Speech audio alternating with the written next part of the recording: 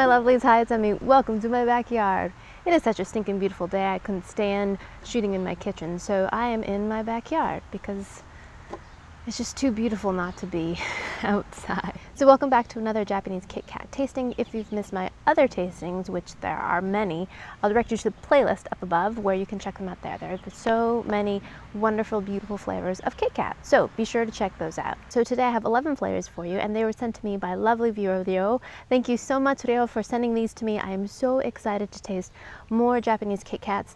These are special things. Oftentimes you can't find these flavors, so it's a real treat to actually give them a taste. So the very first one I have is this one right here. Super cute little packaging, and this is the Custard. So let's give that an open.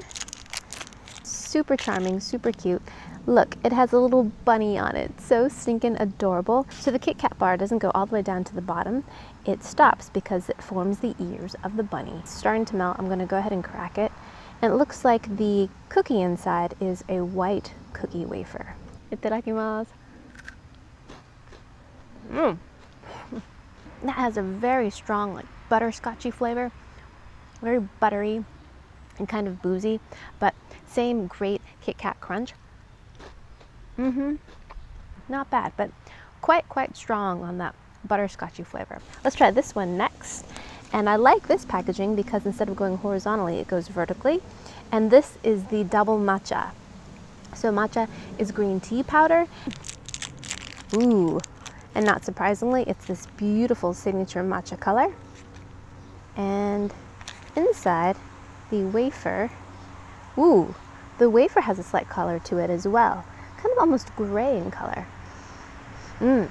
Smells great, nice and sweet. Can't really detect any green tea, but let's give that a go. Oh boy. That one's excellent. And this has a classic distinctive matcha flavor to it. Grassy and green, slightly toasted, and it finishes with a little bit of bitterness as well, which goes really well with the amount of sugar that's in this. Delicious. I think that's my favorite matcha KitKat so far. I've had a few others that are like specialty green tea ones, but this one's my favorite. So good. Get off of me, Ant. And this is ginger. And I don't believe I've had the ginger one before. And this is ginger, or shoga. So let's see what this one is. Ooh, this is great. It actually, oh, look at that. It's an encouraging KitKat. It says, do your best. I like that. So the bar is actually chocolate. Ooh, I can smell the ginger. It smells good. It smells kind of fruity and definitely distinctly gingery. All right, let's give that a go.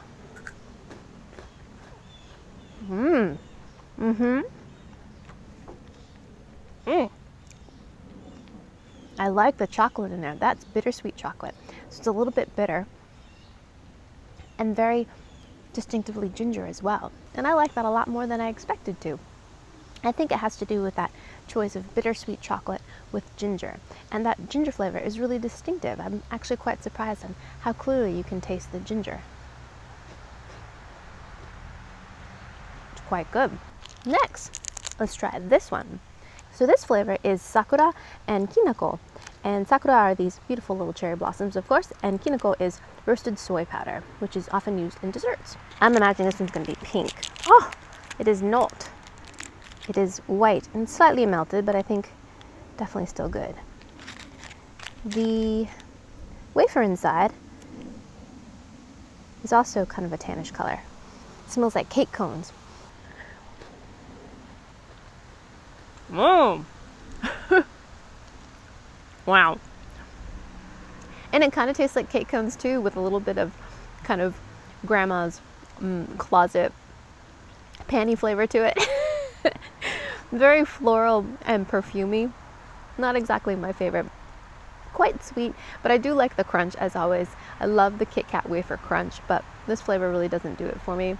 I'm not exactly a huge Sakura flavor fan anyways. I just find it a little bit too cloying and floral for me, but if you do, this might be the one for you. So the next one I have is this one, and it's a single. It's a lovely fuchsia package. Mainichi no Zaitaku, which is everyday kind of luxury. And this is a white version. Ooh. And that is the extravagance right there.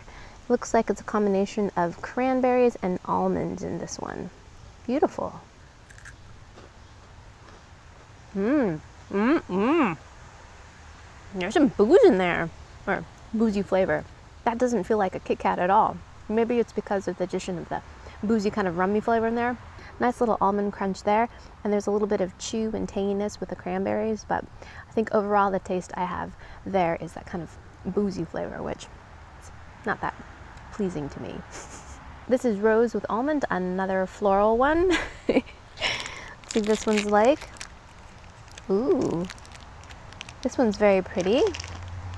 It has the white chocolate on the outside. You can see the almonds on top and a little bit of kind of crushed pink stuff. And this one smells very sweet. I actually don't smell, maybe a little, oh yeah. If I take a big huff, it smells a bit like potpourri. Oh man. All right, here we go.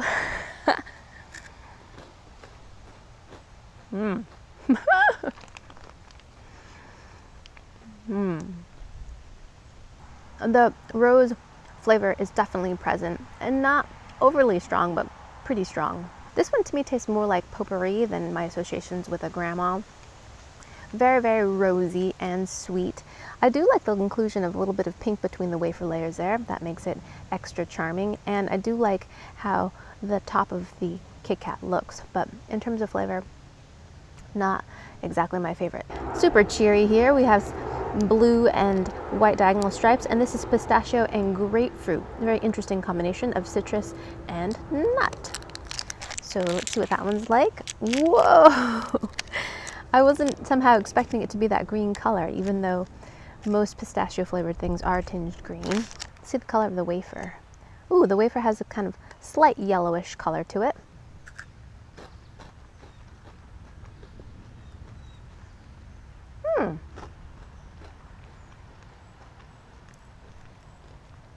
That's interesting. Still classically sweet with a subtle kind of citrusy flavor to it. Maybe a tinge of bitterness. I don't taste the pistachio, but yeah, pretty mild flavored Kit Kat there. Meh. So I have 4 more, and these are all from the Chocolatory. So these are all extra fancy. They come packaged singly like this, and they're longer than the little doubles here. I think this is the standard size that you would find here in the US, except it would be 4 bars instead of 1. This one is a Sublime Matcha. I'm very eager to compare this to the double matcha. So, ooh, oh, it broke. I really love the color of it. As opposed to the matcha one, which was evenly green, this one has little specks of what I am supposing are bits of green tea. Looks delicious. Inside has some wafer and some chocolate. This sounds amazing.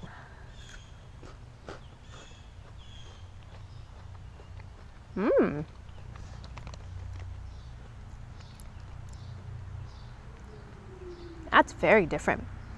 This has significantly less sugar. It is not as sweet, and there's a good amount of bitterness in this as well.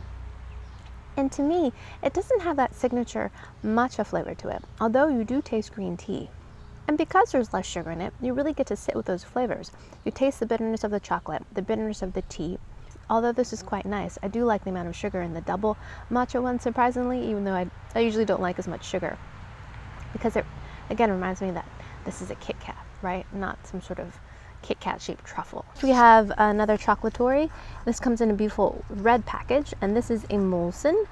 And the Molten series has these little chopped up bits of almond and cranberry on top. So white chocolate base here. This one you actually get to slide out of the box. Look at this. How fancy. Woo!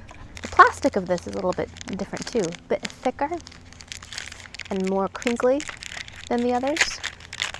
Like some of the other Molesons I've tried, it's almost like another candy bar right on top there. A complete milk chocolate layer studded with cranberries and almonds on top of a white chocolate base.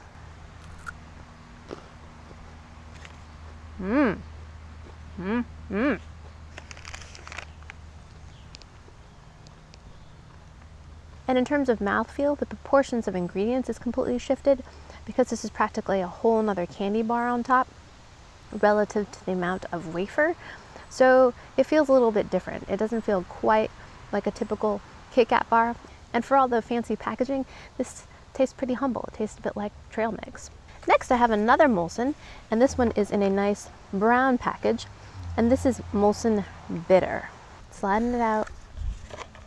This is wrapped in black foil. Ooh, look at that. So, like the white, it has the candy bar on top. Looks like that's still milk chocolate with almonds and cranberries, and the base is a bittersweet chocolate.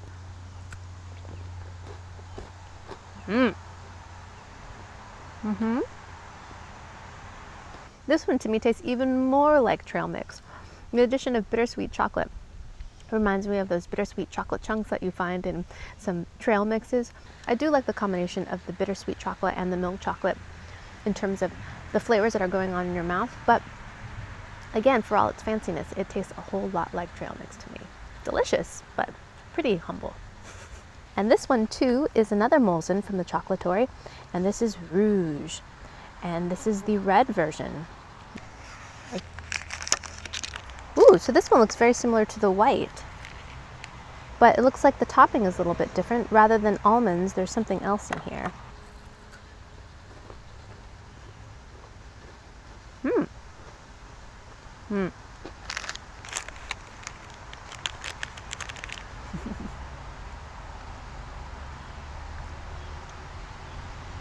There's a significant amount of rose flavor in there, and if you look at the wafer, it's kind of tinged pink. Even now, after I've finished eating it, I have a kind of cloying flavor of kind of rose potpourri in my mouth, which I don't really care for. So there you have it, more Japanese KitKats. Big thanks to Ryo for sending these to me and for making this episode possible. Be sure to check out the playlist if you want to see more Japanese crazy flavors. Be sure to share this video with your friends and follow me on social media, and I shall see you in my next one. Toodaloo, take care, bye!